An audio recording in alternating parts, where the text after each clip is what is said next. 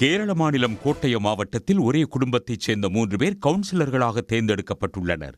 பாலா நகராட்சியில் போட்டியிட Marxist communist கட்சியில் வாய்ப்பு கிடைக்காததால் பினு புலிக்கண்டம் சுயேட்சையாக போட்டியிட்டார்.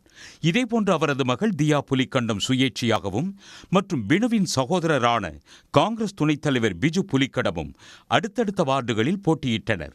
வாக்கு எண்ணிக்கை முடிவில் 3 பேரும் வெற்றி பெற்று கவனம் ஈர்த்துள்ளனர். 20 ஆண்டுகளாக கவுன்சிலராக இருக்கும் பினு அதை மீண்டும் தக்க வைத்துள்ளார். இவரது 21 வயது மகளான தியா சென்னையில் உள்ள மெட்ராஸ் கிறிஸ்தவ கல்லூரியில் BA முடித்த பிறகு MBA படிக்க தயாராகி வந்தார். 3 பேரின் வெற்றியை அப்பகுதி மக்களும் அவர்களின் ஆதரவாளர்களும் கொண்டாடினர்.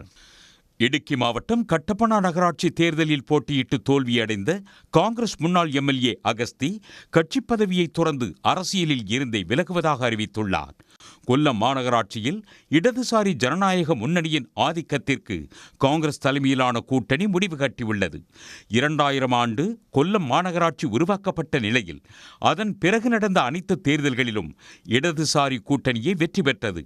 ஆனால் நடப்பாண்டில் காங்கிரஸ் கூட்டணி வெற்றி பெற்று மேயர் பதவியை கைப்பற்றியது இடதுசாரிகளுக்கு மேலும் ஒரு பின்னடைவாக அமைந்துள்ளது. இதேபோல் கொச்சி மாநகராட்சியில் 40 ஆண்டுகளுக்கு மேலாக இடதுசாரிகளின் கோட்டையாக இருந்த காந்தி நகர் வார்டில் காங்கிரஸ் வெற்றி பெற்றுள்ளது. காங்கிரஸ் வேட்பாளர் நிர்மலா டீச்சர் 20 வாக்குகள் வித்தியாசத்தில் இடதுசாரி வேட்பாளரை தோற்கடித்து வரலாற்றை மாற்றியுள்ளார்.